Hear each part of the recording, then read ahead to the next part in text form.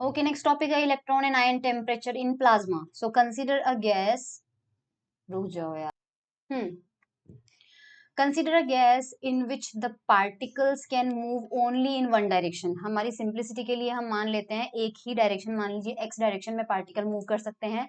So one dimensional Maxwell Boltzmann distribution is given by. अब ये जो मैक्सवेल बोल्ट्जमान डिस्ट्रीब्यूशन है, ये बीएससी सेकेंड ईयर की थर्मोडायनेमिक्स एंड स्टैटिस्टिकल फिजिक्स के अंदर जो मैंने प्लेलिस्ट अपलोड की है उसके अंदर आप देख लेना, मैक्सवेल बोल्ट्जमान डिस्ट्रीब्यूशन फंक्शन नाम से होगा। वहां पे एक फंक्शन होगा F of you and that will given by this. तो ये मैक्सवेल बोल्ट्जमान डिस्ट्रीब्यूशन फंक्शन होता है। एक्स कंपोनेंट वेलोसिटी का होता है यू, वाई कंपोनेंट होता है वी, जेड कंपोनेंट होता है डब्ल्यू। तो उस वाले में देख लेना, है ना। Now F is the number of particle पर सेंटीमीटर क्यूब, यानी कि per unit volume with velocity between you and you plus D you. Velocity range कितनी हो जाएगी, यू से you plus D you. The density is given by, ये density का formula जो है ये भी आपके पास में बीएससी वाले टॉपिक से लिया हुआ है, एफ यू डी यू। और वैसे खुद से भी समझ लो कि अगर ये पर यूनिट उसमें है तो ये डेंसिटी निकाला है। डेंसिटी बेसिकली होता है क्या है, number of particle per unit volume. F you basically आपके पास प्रोबेबिलिटी ऑफ फंक्शन देता है, तो प्रोबेबिलिटी ऑफ फंक्शन को कर दिया यहाँ पे जिस भी क्वांटिटी का निकालना है, और आपके पास इंटीग्रेशन कर दिया है जितनी भी रेंज लेनी है, तो आपके पास टोटल डेंसिटी आ जाएगी। ये दोनों इक्वेशन 1 और इक्वेशन 2 बीएससी से उठाए हुए हैं और मैंने अपलोड भी किया है वो टॉपिक, ठीक है। The constant A is related to N, इस कांस्टेंट ए की वैल्यू कैलकुलेट भी की गई है। डेरिवेशन अगर आपको देखना है तो again go to my channel and go to playlist section, go to thermodynamics and statistical physics. उसमें मैक्सवेल बोल्ट्जमान डिस्ट्रीब्यूशन फंक्शन में जाओ, आपको इसका डेरिवेशन मिल जाएगा ए का, ठीक है। सो ये ए जो होता है वो एन से रिलेटेड होता है इस तरह से। Now the width of the distribution is characterised by constant T which is called the temperature. अब यहाँ पे देखो क्या है हमारे पास में, एफ यू का ये ग्राफ भी उसमें बना हुआ है बीएससी में। सो एफ यू वर्सेज यू का ग्राफ इस तरह से आता है। अगर हमें एवरेज काइनेटिक एनर्जी निकालनी है तो आपके पास में जिस भी टर्म का एवरेज निकालना होता है, तो एवरेज का फॉर्मूला में पता है, कोई भी क्वांटिटी है, सपोज एक्स का एवरेज निकालना है तो एक्स, और यहाँ पे उसकी प्रोबेबिलिटी आ जाएगा और इंटीग्रेशन उसकी प्रोबेबिलिटी जो भी है टोटल। तो ये मैंने फॉर्मूला बता रखा है बहुत बार एवरेज निकालने का। सो क्योंकि हमें काइनेटिक एनर्जी का एवरेज निकालना है तो सबसे पहले 1/2 mu स्क्वायर काइनेटिक एनर्जी, फिर आपका प्रोबेबिलिटी डिस्ट्रीब्यूशन फंक्शन आ जाएगा यहाँ पे, और यहाँ पे प्रोबेबिलिटी डिस्ट्रीब्यूशन फंक्शन आएगा। This is the expression for, और ये एवरेज काइनेटिक एनर्जी भी कैलकुलेट की हुई है पूरी की पूरी स्टेप बाय स्टेप बीएससी में। एमएससी में मैं स्किप कर रही हूँ बीच में क्योंकि बीएससी में डिटेल से किया हुआ है, ठीक है। तो यहाँ पे अपन क्या करेंगे, हम डिफाइन कर रहे हैं दो term, V T H and Y. V T H मान लीजिए क्या है, √2 kT/m, और वाई आपका है u upon we T H, ठीक है। सो हमारे पास में तो इक्वेशन जो 1 थी, एफ यू था, वो एफ यू बेसिकली अब क्या हो जाएगा, एफ यू हमारे पास किस फॉर्म में लिखा हुआ था, इक्वेशन नंबर 1 में देखो, एफ यू हमारे पास था a minus M U square upon 2 kT। Just a minute, a exponential minus M U square upon 2 kT, ये था। तो a की जगह तो हमने a ही लिखा है यहाँ पे, करेक्ट। और माइनस यू स्क्वायर की जगह माइनस और यू स्क्वायर आ जाएगा, और यहाँ देखो m अपॉन 2 kT है, और यहाँ कितना है 2 kT अपॉन m है, पर वो इनवर्स है तो वी टी एच का स्क्वायर आ जाएगा जो कि नीचे आ जाएगा, okay. Thermal equation 4 as, equation 4 को कैसे लिखेंगे, इक्वेशन 4 मतलब जहां पर हमने ये निकाला था यहाँ पर भी रखना है, इस वाले एक्सप्रेशन को भी रखना है, तो इसको आप करना है ना। यहाँ पे क्या करोगे आप, सबसे पहले u की वैल्यू पुट करोगे, यू स्क्वायर की वैल्यू पुट हो जाएगी यहाँ पे y into V T H का स्क्वायर। ये आपको करना पड़ेगा, that I am leaving up to you, है ना। अदरवाइज आप ये करना, आप डायरेक्टली लिख देना कि एवरेज काइनेटिक एनर्जी जो है ऊपर वाले इंटीग्रेशन से सॉल्व करके अगर सॉल्व करेंगे तो 1/2 kT आएगा, क्योंकि ये गाउशियन इंटीग्रल है और उसमें कैलकुलेट भी किया है, Gaussian integral from BSc. BSc से इसका डेरिवेशन 1/2 kT एवरेज काइनेटिक, ध्यान रखना Maxwell, application of Maxwell Boltzmann distribution function में एनर्जी है, उसमें एवरेज काइनेटिक एनर्जी कैलकुलेट की हुई है 1/2 kT। और आप चाहते हो कि ये मैं आपको बताऊं, तो ये मैं आपको यार सोच रही हूँ कि बताऊं या नहीं बताऊं, कि ये कैसे करना है, मैं बताऊं क्या। देखो यार, इस u की जगह आप क्या रखोगे, y into V T H, Y into V T H, है ना। और आपके पास du, यहाँ से देखो अपने पास u ये है, तो u इज इक्वल्स टू कितना आ रहा है, y वी टी एच आ रहा है, तो du की जगह कितना आ जाएगा, V T H into D Y आ जाएगा। सो du की जगह आप भी रख दोगे, और f ऑफ u, फंक्शन जो u का था, अब वो फंक्शन किसका हो जाएगा, y का हो जाएगा। ठीक है, तो हमारे पास में एंड, अच्छा, और एफ यू की वैल्यू पुट करनी पड़ेगी। अरे हाँ, एफ यू की वैल्यू पुट करनी पड़ेगी आपको। अरे ये बहुत लंबी calculation, I am not going to do. तो यहाँ से यहाँ पहुंच जाना बेसिकली, पता नहीं मेरा मन नहीं मानता इसको छोड़ने का, कि आप लोग कर लोगे क्या, मुझे समझ में नहीं आता यार। Integration 1/2 mu² F U D U, इसको फास्ट फॉरवर्ड करके देख लेना।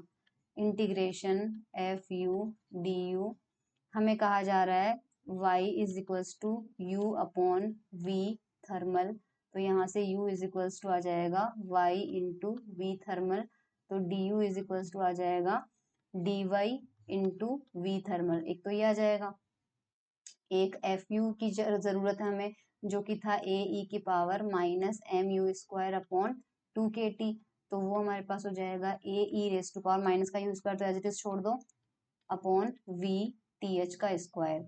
अब ऊपर वाले एक्सप्रेशन में पुट करते हैं, ई एवरेज हमारे पास था इंटीग्रेशन 1/2 m, सबसे पहले यू स्क्वायर था, यू स्क्वायर मतलब इसका स्क्वायर हो जाएगा ना, वाई वी टी एच का स्क्वायर, फिर था एफ यू, एफ यू हमारे पास ये आ जाएगा A E raise to power minus U square upon we T H का स्क्वायर, और डी यू हमारे पास आ जाएगा V T H into D Y divided by integration F U कितना हो जाएगा, A E raise to power minus U square upon we T H square, and D U V T H into D Y.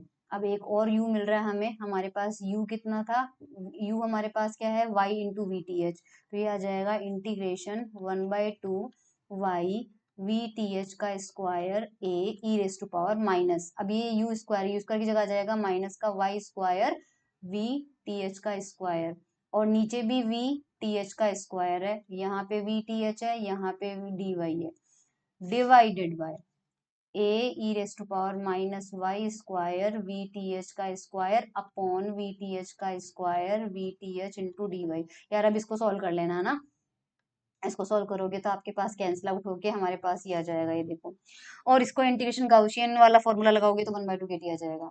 अब ये हमारे पास 1 dimension में था, अगर अपन इसको 3 डायमेंशन में करेंगे तो कितना हो जाएगा, 3 से मल्टीप्लाई कर दो, 3/2 kT आ जाएगा।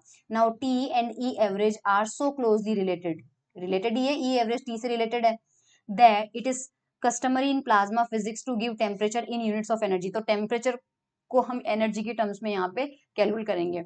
अब देखो 4 kT is equals to 1 electron volt, kT में पता है एनर्जी की एनर्जी होता है, सपोज केटी की वैल्यू 1 इलेक्ट्रॉन वोल्ट है, सो 1 इलेक्ट्रॉन वोल्ट को अर्ग में कन्वर्ट करेंगे, सो ईवी का 1 ईवी इलेक्ट्रॉन का जो एक्सप्रेशन होता है वो कितना, अर्ग में करेंगे 1 ईवी तो कितना होता है ये, 1 electron volt is equals to 1.6 into 10⁻12 erg, तो यहाँ पे हमारे पास में K T is equals to आ रहा है 1.6 इंटू 10⁻12, यहाँ से टी निकाल लो तो डिवाइड करना पड़ेगा के से, सो के की वैल्यू ये रही। ठीक है, इसको सॉल्व करेंगे, आ रहा है 11,600, सो कन्वर्जन फैक्टर हो गया कि 1 इलेक्ट्रॉन वोल्ट जो है वो कितने के, ये टी की वैल्यू आ रही है, यानी कि जाहिर सी बात है डिग्री केल्विन में आएगा, सो 1 इलेक्ट्रॉन वोल्ट कितने टेम्परेचर के बराबर हो जाएगा हमारे पास, 11,600 डिग्री केल्विन। सो अगर हमें कहा जा रहा है कि हमारे पास 2 इलेक्ट्रॉन वोल्ट का प्लाज्मा है, तो इसका मतलब क्या होगा, K T is equal to 2 EV हो जाएगा, और एनर्जी जो है वो 3/2 kT है, और केटी की जगह अपन क्या लिख सकते हैं, हमारे पास में हमारे पास केटी की वैल्यू कितनी दी हुई है, 2 ईवी, सो इस केटी की जगह 2 पुट करेंगे, सो 2 से 2 कैंसिल आउट हो जाएगा, कितना बचा 3, तो 3 ईवी आ जाएगा इन 3 डायमेंशन हमारे पास में। ठीक है, अब देखो यहाँ पे क्या है ये, ओ माय गॉड, फिर से theory, a plasma can have several temperatures at the same time, ध्यान रखना प्लाज्मा का एक कॉमन टेम्परेचर में नहीं होता, बहुत सारा टेम्परेचर, बहुत सारे टेम्परेचर की वैल्यूज हो सकती है। It often happens that the ions and electron have separate Maxwell distribution with different temperature. अलग अलग हम क्यों कह रहे हैं कि प्लाज्मा के पास बहुत सारे टेम्परेचर हो सकते हैं, क्योंकि इलेक्ट्रॉन्स का जो मैक्सवेल डिस्ट्रीब्यूशन होता है और आयंस का मैक्सवेल डिस्ट्रीब्यूशन होता है वो डिफरेंट होता है विद डिफरेंट टेम्परेचर। ठीक है, तो हम यहाँ पे आयन के टेम्परेचर को बोलते हैं Ti और इलेक्ट्रॉन के टेम्परेचर को बोलते हैं Te।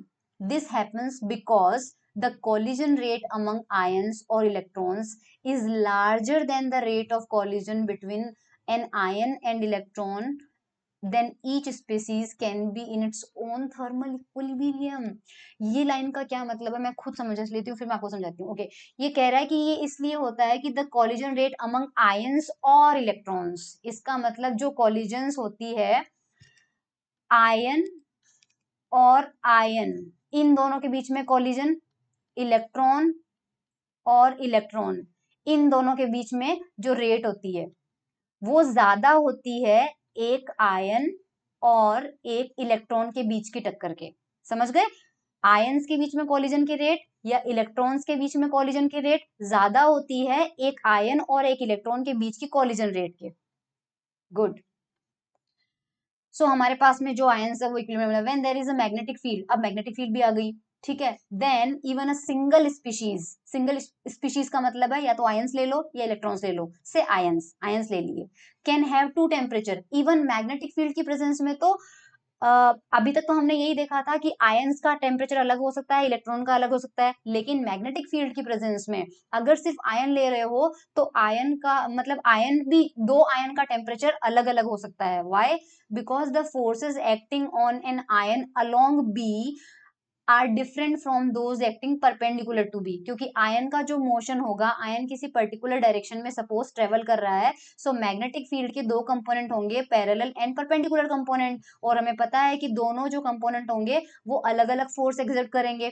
इस वजह से the component of velocity perpendicular to B and parallel to B then belong to different Maxwell distribution. तो उस कंडीशन में मैग्नेटिक फील्ड के जो दो कंपोनेंट होंगे उनकी वजह से टेम्परेचर अलग अलग आ जाएगा। सो टी परपेंडिकुलर और टी पैरेलल नाम देंगे। अभी तो हमने टी ई और टी आई दिया था, आयन का टेम्परेचर टी आई, इलेक्ट्रॉन का टेम्परेचर टी ई। अब हम सिंगल स्पीसीज ले रहे हैं, चाहे आयंस ले लो चाहे इलेक्ट्रॉन ले लो, तो मैग्नेटिक फील्ड की प्रेजेंस में परपेंडिकुलर कंपोनेंट की वजह से टी परपेंडिकुलर टेम्परेचर और पैरेलल कंपोनेंट की वजह से टी पैरेलल टेम्परेचर आएगा। Thank God. ये क्या था? ये था इलेक्ट्रॉन एंड आयन टेम्परेचर।